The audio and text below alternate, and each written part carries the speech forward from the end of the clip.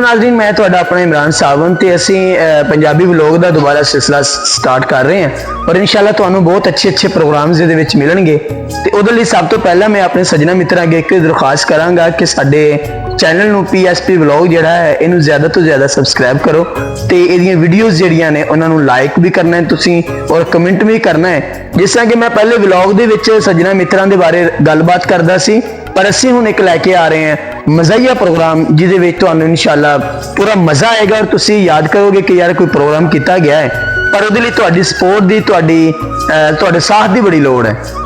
वो की साथ देना है तुसीं कि साडे इस प्रोग्राम नू साडे वीडियोज़ नू ज़्यादा तो ज़्यादा शेयर करना है ते चैनल नू जिहड़ा सबसक्राइब लाजमी करना है। तो दुआवां च याद रखिया जी, इंशाअल्लाह तुहानू जल्दी प्रोग्राम मिलेगा पंजाबी व्लॉग जिहड़ा है साडा, इंशाअल्लाह तुहानू एक मज़ाहिया प्रोग्राम इहदे विच सुनन नू वेखण नू मिलेगा।